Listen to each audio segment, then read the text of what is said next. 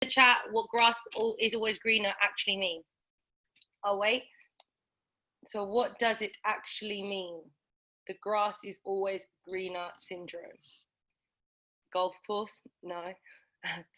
What does the grass always is greener mean, guys?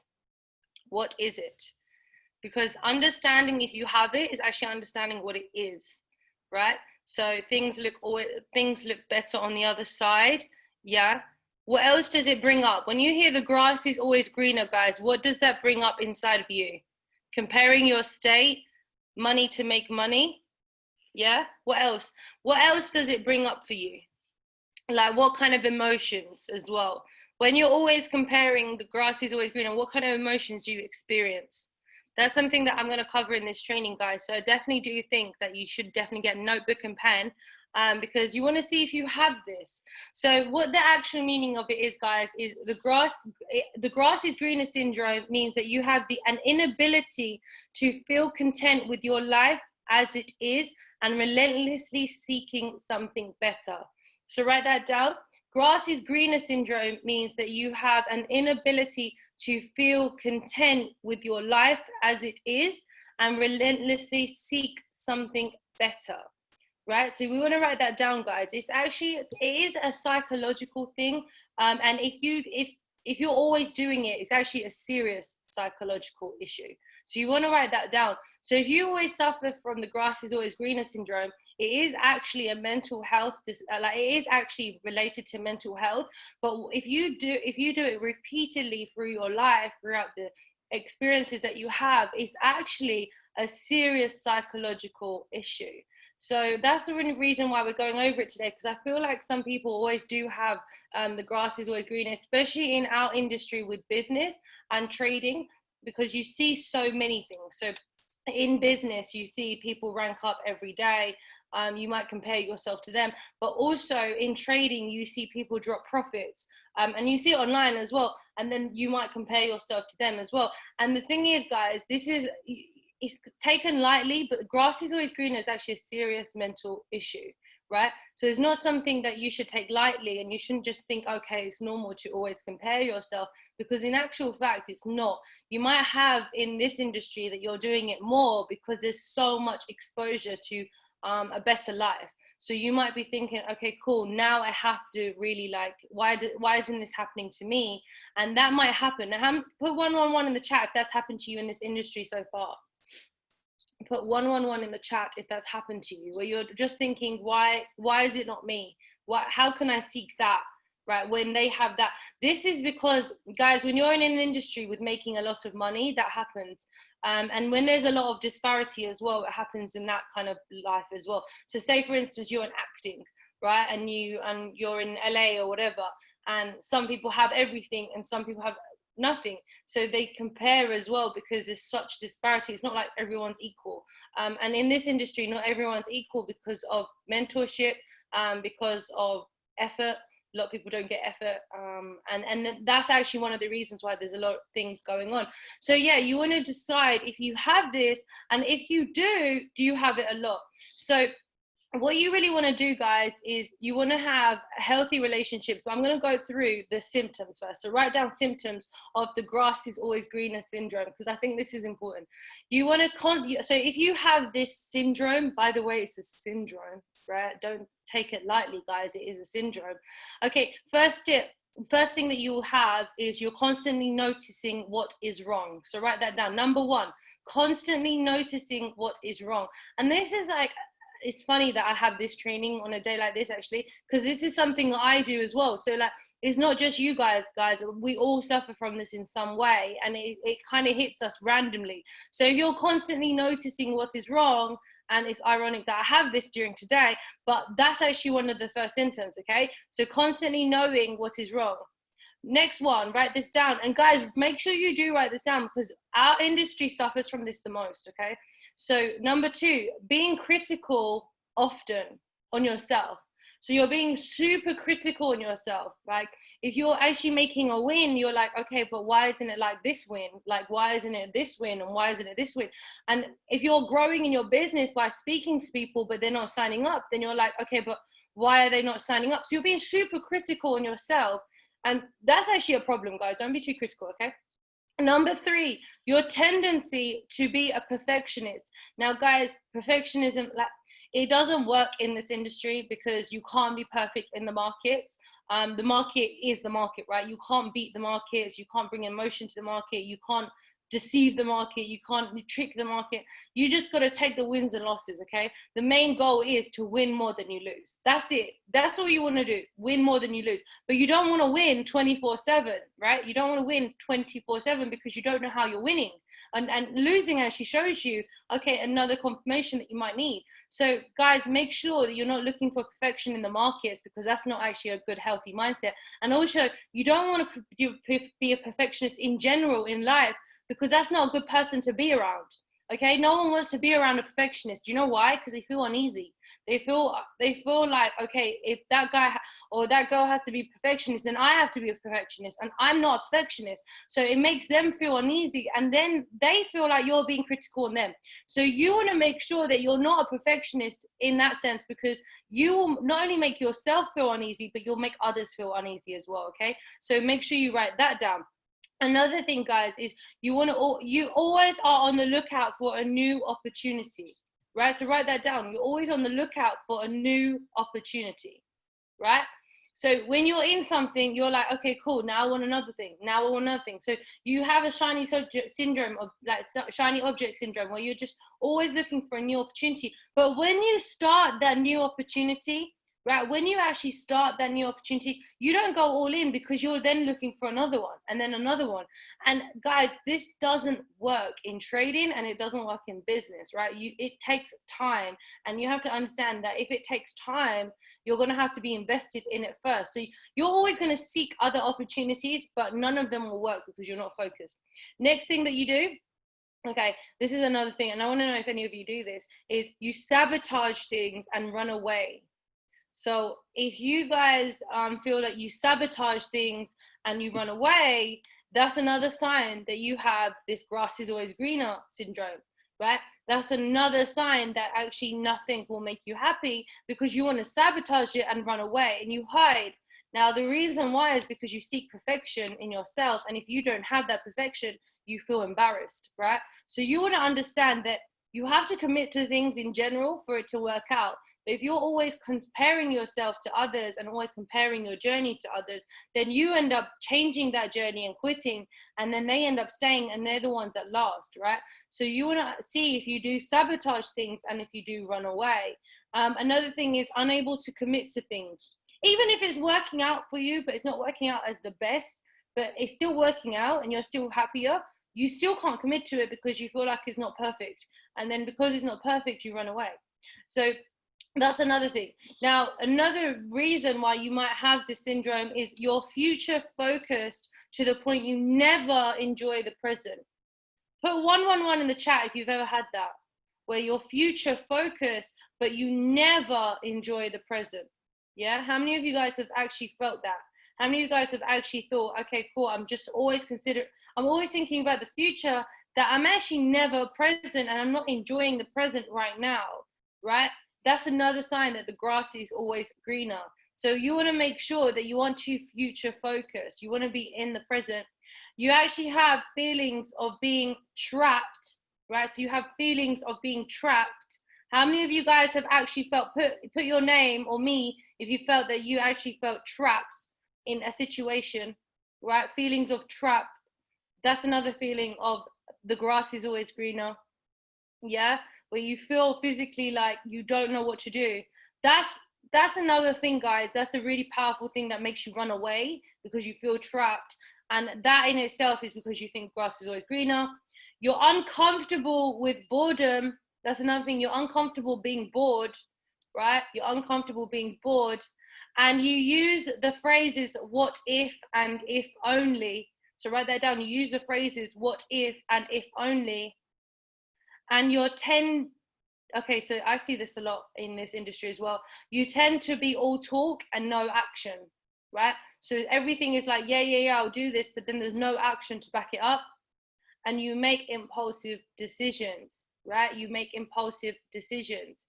Now, this can contribute. So if you have all of these symptoms, right, this will contribute to anxiety, commitment issues, low moods and depression, low self-esteem, relationship issues, sleep problems, and severe stress, right? That's if you don't tackle these symptoms at all. So you got to imagine if you constantly have this in your life, and it's not just this with trading or business, but in terms of mindset, this is what contribute. And that's why you can't bury it. That's why you can't pretend that you don't have that, is that it will happen and it will explode.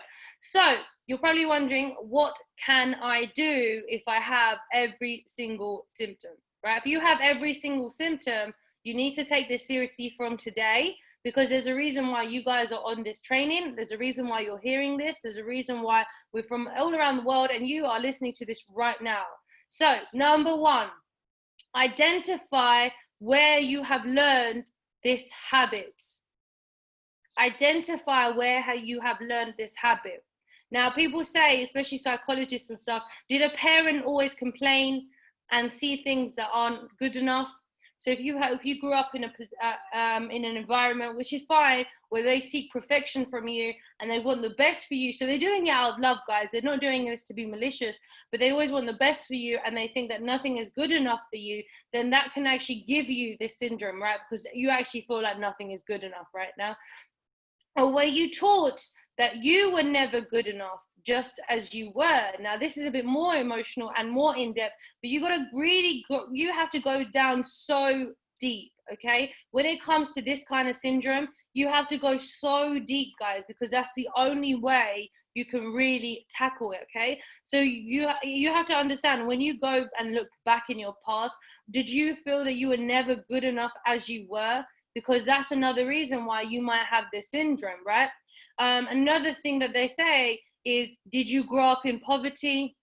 And did you take a core belief that there was never enough, right? So if you grew up, and this is another reason why we're doing what we're doing. So we can have kids, or if we have kids, we can give them an amazing life, because if they experience poverty, guys, and I mean extreme poverty, when you have children, when you raise those children, they actually have this belief that there's never enough, right? And they actually can grow with this in their mindset.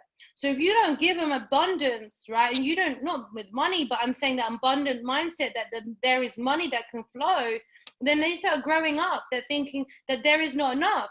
And then they too can be these people that just jump from opportunity to relationship to another opportunity to never being happy. And that's actually a damaging thing. So you got to understand, when you are in this journey, guys, it's not just about your journey, but also your family's journey and your future family's journey. Like, do you want to give them the life that they deserve, or do you want to give them survival? Because this is actually a problem. Now, they also say, when you were a child, did you experience trauma or neglect? Now, trauma is a bit deep. Obviously, I understand if you do ever want to talk to me, that's fine. But trauma is something. And then neglect. Now, neglect can come from when you're working so hard for your family that there's no one really home for your children, right? You're working so hard to be able to give them everything, but then they get no time and no affection and no love. And especially if you have money problems when you're raising those children, they feel that. And then when you're stressed, they're stressed. But because children don't understand, what happens is it grows psychologically, and over the years they start to feel that, this is a way of life, of always being unhappy, of not being satisfied with what they have, because you're so worried about the future. Your kids become so worried about the future. Does this make sense, guys? Put 111 in the chat if this makes sense, because this is actually a really deep subject. But I do want you to see the roots of the problem. I don't want you to think that you could just solve this like that, because you can't just solve this like that, guys. It's such a deep thing that you have to go through, and it's such a painful thing to go through as well when you're trying to solve this. Now, you want to also understand the learned balanced thinking, right? So you want to understand, number 2 is learn balanced thinking. This is basically your thought. You want to stop being so extreme, okay? This is the most simple way to say it. is you have extreme thoughts of negative feelings, right? Which can cause negative actions, which can actually create depression, right? So how do you stop that? Is you take a sheet out, and this is called, you can look this up, guys, it's called cognitive behavioral therapy as well. You can Google this as well, and it's really good work. But you can change your negative thoughts to more helpful ones. Now, I've actually seen that, you know, the app, what's it called again? That mood one.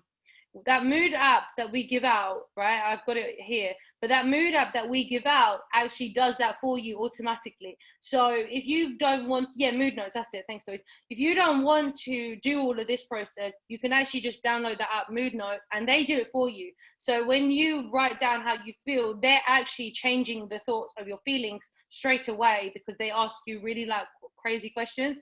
And then when they ask you the questions, it makes you think differently. So if you guys want to learn balance thinking, definitely download Mood Notes, because it does definitely help, and it's just a habit that you do every single day.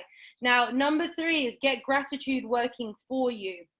So if you suffer from the grass is always greener, then you should actually have a gratitude wall. And I think I might do this here as well somewhere. I don't know where I'm going to do it, but I feel like everyone needs a wall. I might have it behind me so you guys can see. I might have it on the fridge actually, but you want a wall where it's just covered in post-it notes of things that you were grateful for, right? So I know we had a journal, but I actually quite like the wall idea. So you could have it like on your fridge, like wherever it can be, but you put a post-it on it, and it's called your gratitude wall. And then whenever you're grateful for something, you just stick it up. And then when you're feeling low about something, you can read it, right? So when you're feeling like you're comparing your life to other things, then you can go to your wall and see it. So I think I'm going to set mine up from there. And then you guys can see that if I'm doing it, then you definitely should be doing it, right? So have it somewhere where you're always going in, and I'm always going in the fridge, because I love food. So I would definitely put mine on the fridge, and you guys should do it. Now, if you have kids at home, that's a really good habit of getting them to do it as well. Because if you have kids and they're doing it from a young age, rather than when they're like our age, at like whatever age you guys are, then you're actually preventing them from having the grass is always greener syndrome, because that's actually a very damaging syndrome, and I actually think it's the main cause of suicide. So number 4 is learn and practice mindfulness, right? Everyone should know about mindfulness. We do our training 5 minutes. We do it with Bob Proctor, right? It was actually 10, but that is actually meditation, that is mindfulness, and that's actually a good habit. If you guys are not doing it too much, I always start my trainings on it anyway, so you are actually getting 10 minutes a day regardless. So that's actually really good. Make sure that you are mindful of the present moment. So you want to put anyone on YouTube on a speaker, sit down in one place and be present, and do that as much as you can or as little as you can, and that will help you calm those nerves down. It will also help you stop over trading, because when you're mindful, then you stop over trading. Now you want to also find a point. So put number 5, find the barter point, right? So what you want to identify is first what you want, right? What do you want in life? And that could be the best sports car, that could be the best house, that could be the most amazing relationship, whatever you want in life, guys. But then you have to then think, okay, would your life be better with it? Did you know that they did this thing in TEDx, and I read it, I actually watched it, where you think that winning the lottery will make you happier, and you think, okay, if I won the lottery, I'll be so happy. But did you know that actually the people who won the lottery actually suffered from more trauma than actual happiness? They actually had more trauma than they did happiness. And you know why? Because when they got that money, they didn't actually solve all their problems, and then they were even more unhappy, because they were like, wow, I have all this money in the world, but I still have these problems. So then it's kind of like, okay, what is definitely wrong with me now? So you got to understand that whatever you want, guys, is not something that you have to be so obsessed with. It's just you do have to understand that it's not the only thing that will make you happy. So you want to write to yourself, say you have a list, 1, 2, 3, I want 1, 2, 3, right? Or whatever it is. Then you've got to ask yourself, would this make you happier? Would this make you actually grateful for your life? Would this stop you from always searching for the next best thing? Are you always thinking that the grass is always greener? And you want to see if the answer is yes or no, right? And then if you have that, then that's another thing.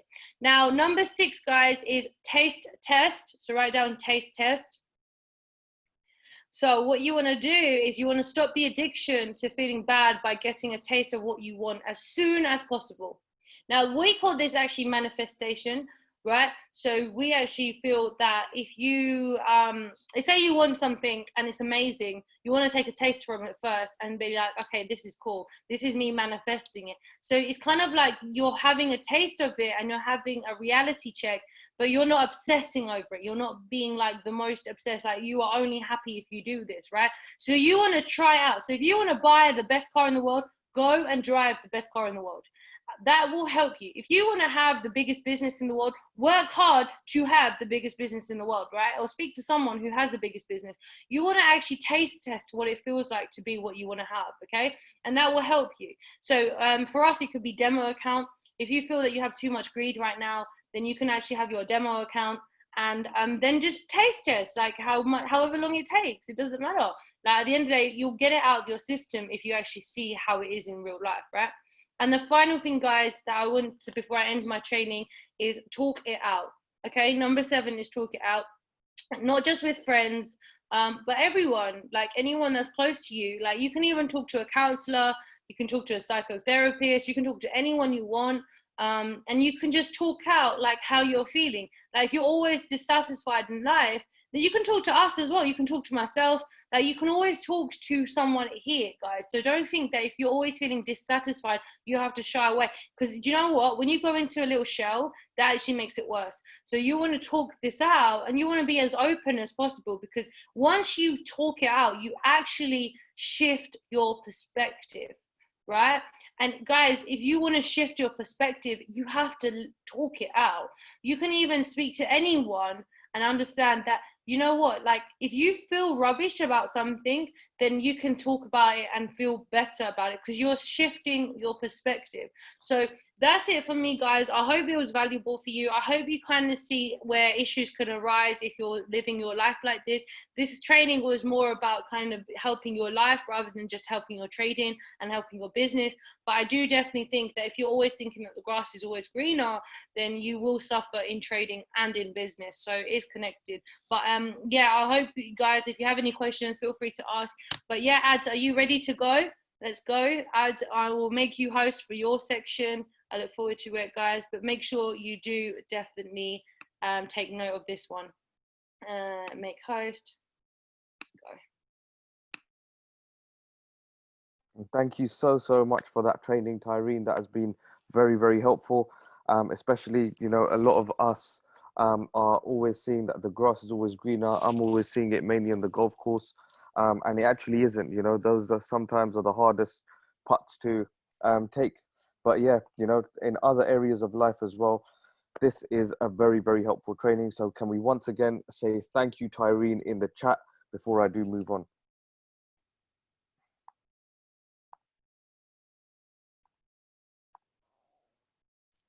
Wicked.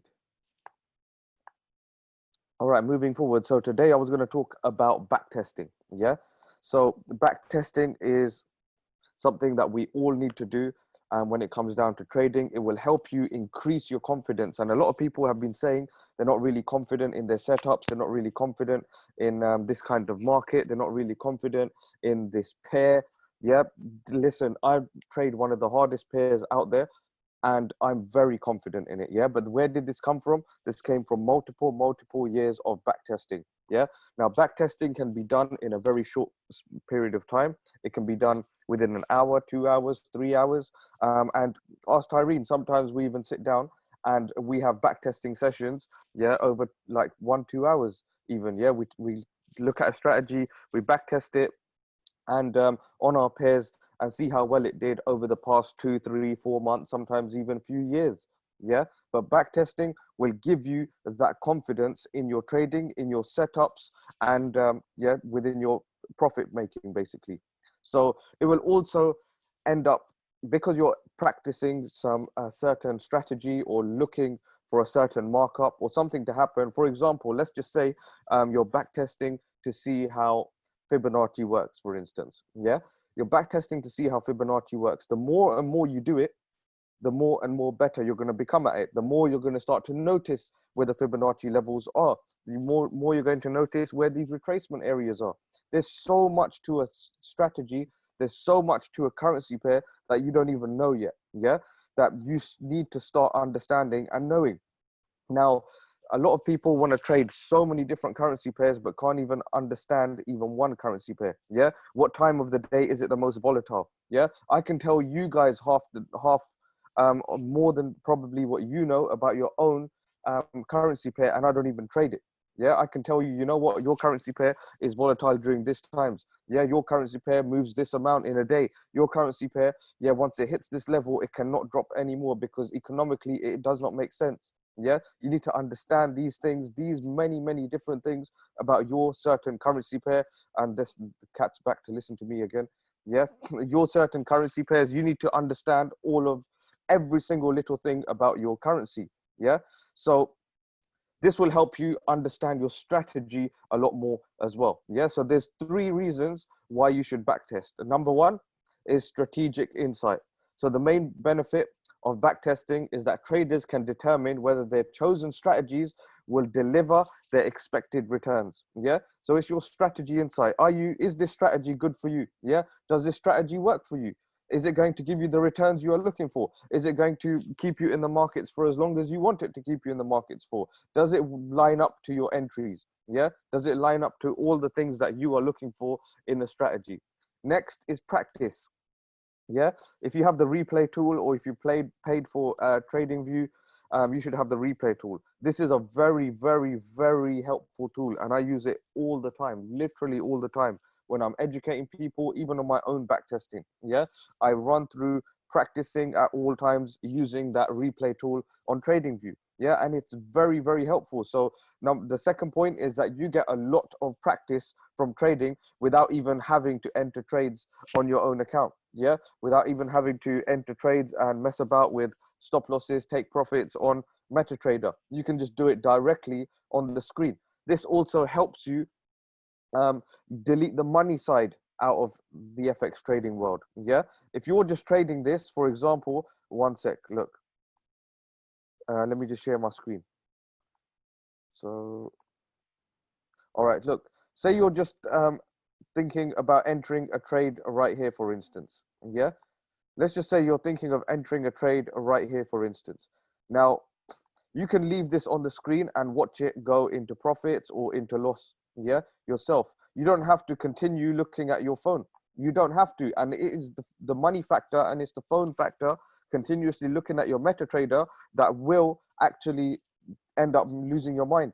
Yeah, that is bad for your psychology if you're constantly looking at how much money your account is moving up and down, up and down, up and down. I know some people, yeah, they're not here anyway. There's some in Goldmount who well, some of you guys can probably relate as well, where once they enter a trade, they cannot move away from their phone. Yeah, they have to continuously keep looking at it. Yeah, continuously look at it, and until it goes in the blue. Even when it's sitting in the red for a bit, let's just say this went into drawdown for a little while. Yeah, even when it's sitting in the red, they're worrying, should I close it or should I not? What should I do? Yeah, should I close it? Should I not? Oh my God, I need to move our stop loss. There's so many things go through their mind when they're looking at the money factor. But when you're looking at it just on here, on your screen, and putting your phone away, yeah, this is all that matters to you. Yeah, there is no need to constantly stare at your phone. There's no need to, and this is one of the secrets I use to delete the money factor out of it. Yeah, it's just a numbers game. Once you're here, it's just looking like a straight numbers game to you. Yeah, and lastly, obviously, as I mentioned, the next point is confidence. Yeah, so we got number 1, strategic insight. You're practicing your strategy, seeing which strategies work for you best. Next point is practice, and number 3 is confidence. Yeah, so this will help you build confidence in your setups. This will help you build confidence within yourself.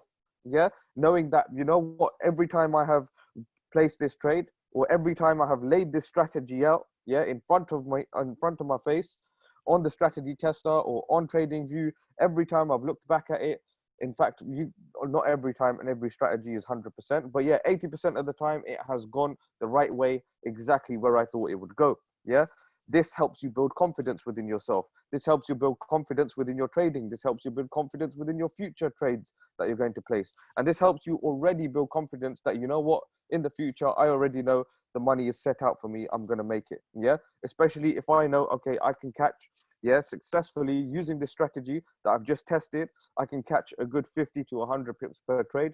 I'm going to go for it. Yeah. And this will help you build that confidence. Once you do come to entering that trade, yeah, you won't start shitting yourself. Yeah. You won't start, worrying. You won't start like, second guessing. Should I enter it or should I not? Should I move my stop loss? Should I not? You know, it has worked every single time or most of the time that you have gone and back tested it. Yeah. This helps you build that confidence through repetition. And write this down as well. Repetition builds reputation. Yeah. This repetition will help you build that confidence within yourself. That confidence is part of your reputation as well. That is part of your characteristics. You need that confidence within yourself at all times. Yeah. So look, going back to it, this is how successful backtesting should go. And we could even run through some backtesting right now. In fact, I'll use Fibonacci's, and this is GBP JPY. So we're going to go back to, let's go to the beginning of the year. And this is the 4-hour chart. Yeah. Now I've got some custom Fibonacci tools, which I have set out for myself. And today, even though I've done this multiple times, just for demonstration purposes, we're going to check together if this is all right, yeah, how successful this strategy actually is. So there's a bit of a swing here, a miniature swing. So we're going to go from our swing low to our swing high, and we're going to see how many times basically it hit TP1, yeah? So my green areas are TP1, my red areas are stop losses, yeah? So we're just going to go by our first area, TP1 and stop loss 1, yeah? So in this instance, it came and touched, or very, very closely touched, the 62, yeah? In fact, it did. The 62 Fibonacci zone. Now, we're going to test, even though I wouldn't suggest having this big stop loss and this big take profit, but if you do know your risk management very, very well, then having a stop loss this large of 115 pips, you need to be using 0.01 per every 600 pounds, yeah, just to be precise. So we're going to test this out, see how well this played out. And obviously we know it didn't come to stop loss, it went straight to TP1. It even went to TP2 and it even went to TP3. So this one was very successful. Next one, we're going to back test. So I notice there is a swing here, but there is no retrace. It just, went up there, reversed, and then continued dropping, retraced there, then continued dropping. So let's test this one, for instance. Yeah, there's a swing low to swing high here. It did come back to entry. Yeah, it did go into a bit of drawdown. So we know, okay, you know what? We are going to experience drawdown on this trade, but does it hit take profit? And how long does it go into drawdown for? So let's check this out. Yeah, this is myself using the tools, the strategy that I wanted to test. Yeah, this is myself using the trading view tools, and you guys can do exactly the same. So obviously it did go into drawdown, but is there any need to shit ourselves? Clearly not. Yeah, because eventually it starts going into our profits, and eventually it does end up hitting TP1, which I believe is 265 pips. Yeah. Next one, let's go back even further. So can we notice any swing areas? So this one was a double bottom. We would have experienced drawdown once again. There was a bit of a swing. Let's go from this low to this high, extend out. And yep, it did go into a bit of drawdown again. This isn't a problem because drawdown is not an issue. This is another thing you need to write down. If you go into drawdown or if your trade is going into red, that you are doing nothing wrong there. Yeah, you've done nothing wrong. There is nothing wrong that you have done there. Yeah, and it happens all the time. As we have noticed this, it happens all the time. Yeah. So let's go into this one, for instance. Yeah, we're going to use stop loss 1 and TP 1. Obviously, we know it hit, but let's actually watch how it played out. So that was our swing high. Swing low. That's our swing high. Let's continue to see how this played out. Yeah, we would have entered on the 70 area. it came down. It even looked over here, most people would have stopped out at break even, but if you've got the right risk management, you should be okay. Anyway, stop loss at break even is also very good risk management. Yeah, so we know it came into a bit of drawdown, but it went still our way. It still went our way and then smashed through take profit. Yeah, take profit one, take profit two. So look, as you can see, drawdown is not a bad thing at all whatsoever. Yeah. So during this back testing, you also need to understand this. Yeah, that during your while you're in a trade, even if your trade goes into red for a little while, don't close it. Eventually, it could potentially go your way, as we have just seen right here. Yeah. Let's go to the next one. There's a swing high here. There's a swing low here. We're going to extend out. Yeah. We already know what happened here. Yeah. It came up to the 70 Fibonacci zone and then went crashing to our take profit one. This one with zero drawdown. Yeah. And another thing that you can do is place ticks. This one was successful. Yeah. We know this one was successful. Actually, this one we just did. This one was successful. We know the other one that we did just there was successful. This other one was successful. So that, you know, as we're going back and back and back, these ticks are, you know, sitting on our chart. Yeah. And eventually, after we've gone through the whole back testing phase, we can see how many ticks we have, how many crosses we have. Yeah. We can see another one right here, for instance. So let's just go from this swing low to this swing high. Yeah. This swing low came into drawdown, but still hit take profit one. I don't need to run through use the tool again. We already know how to use the tool now. Let's go from this swing low to this swing high. See if this triggers. Nope, this does not trigger. Yeah, because it went straight up there and it never came back to a fib zone after that. So this one wouldn't have worked. But at the same time, we haven't lost that trade. Yeah, we're looking for the losers now. The thing is, I know how to use Fibonacci so well, I don't think we might find a loser.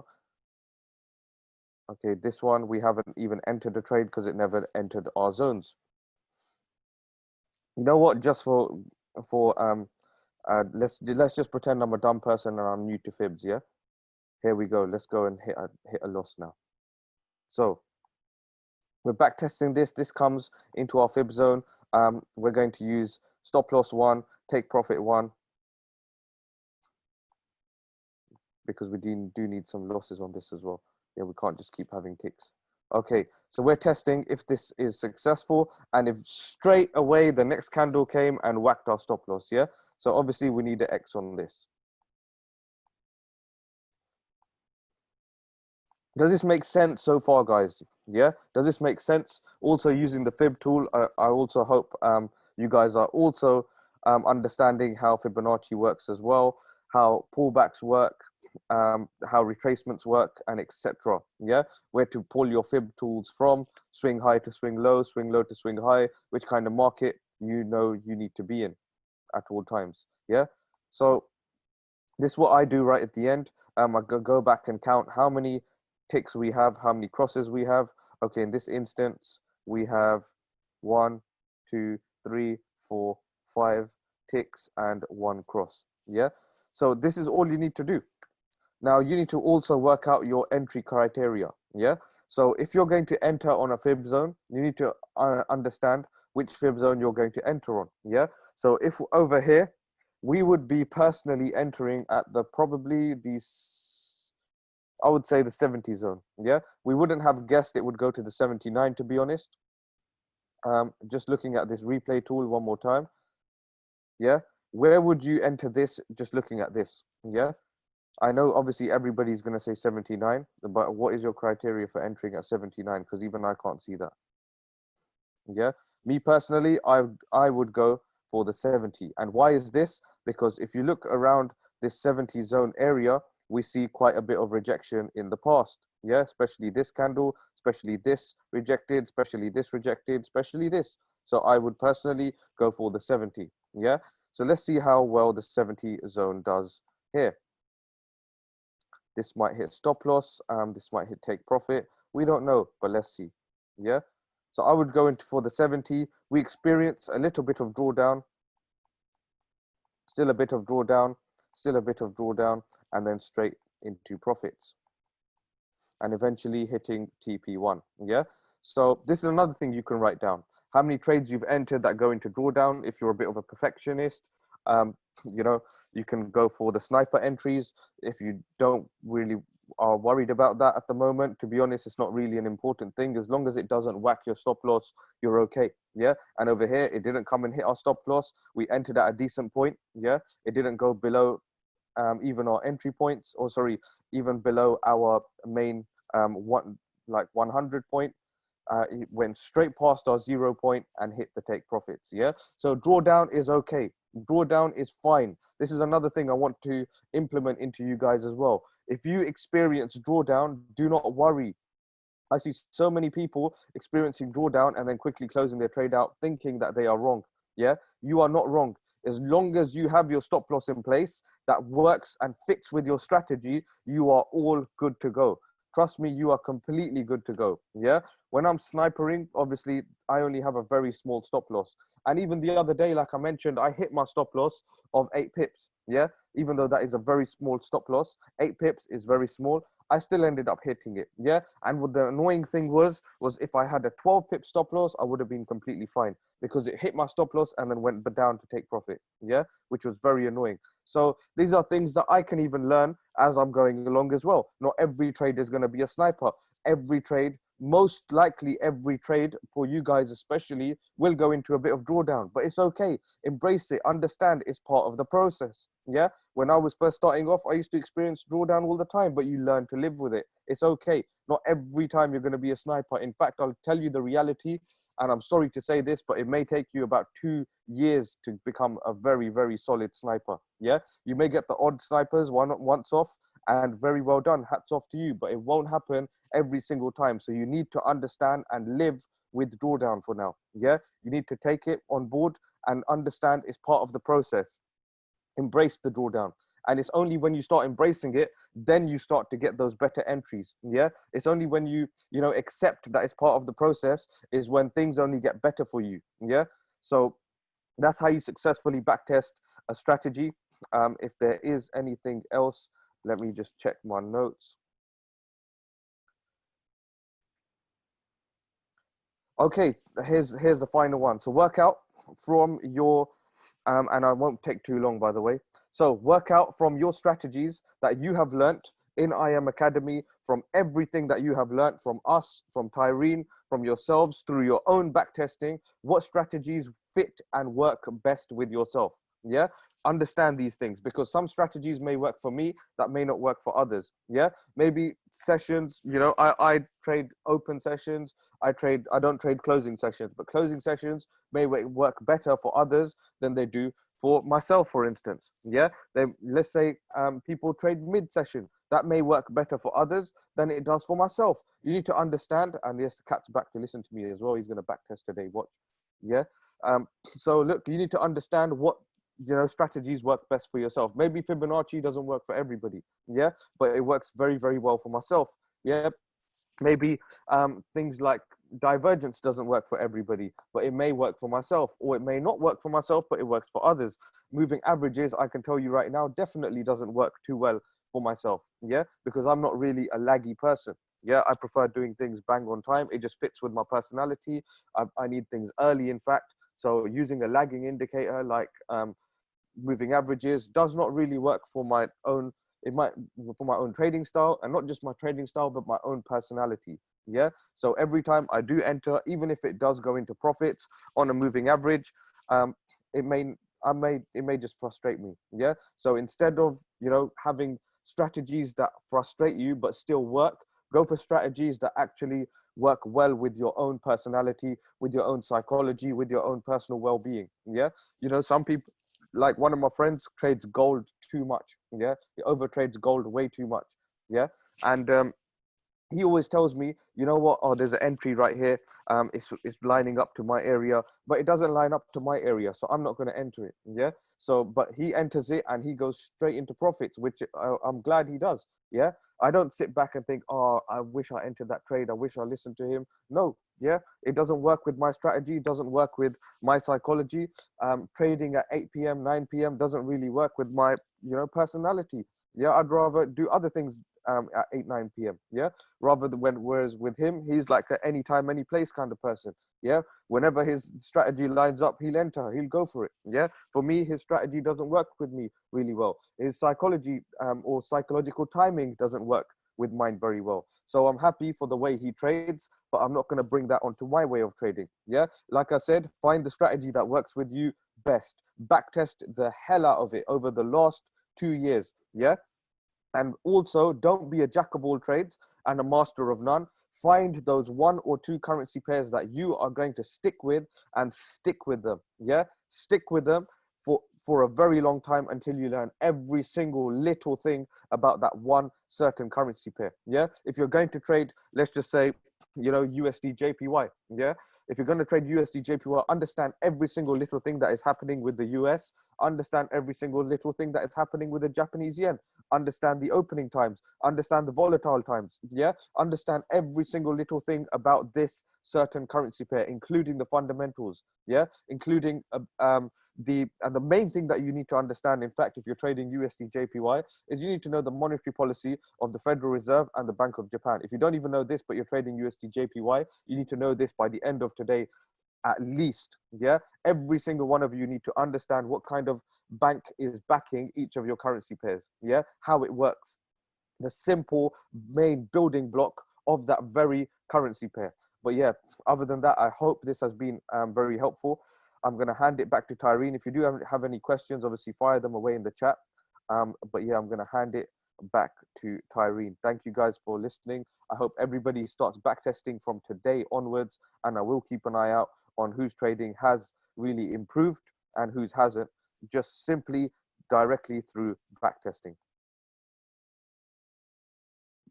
Thank you so much, Az. Guys, make sure you do say thank you to everyone, especially Az when he does train. Yesterday, so few people actually said thank you after a training. And I know that's not how we are. We are very thankful. We are we're just grateful people, right? So one thing that we set ourselves apart is that we're grateful. Now today, guys, make sure you do the back testing. And also for my end of my homework, guys, make sure you have a gratitude wall that you have, and you can take a picture of it today and you can put it in the lion's den of your gratitude wall. I think these 2 things that you're going to do today with back testing and your gratitude wall will definitely change the journey of your life. So yeah, thank you so much, guys. I do appreciate you jumping on. Put in the chat one thing that you're going to work on today, one thing that you've learned, and also, guys, do post those pictures of when you are back testing and also put in your gratitude wall. If you don't do it, that's fine. It doesn't hinder our life, it only hinders yours. So just keep that in mind. But thank you so much, guys, and have an amazing day. Go live and make sure you do catch our HFX training at 4 p.m. UK time. But thank you so much and speak to you soon.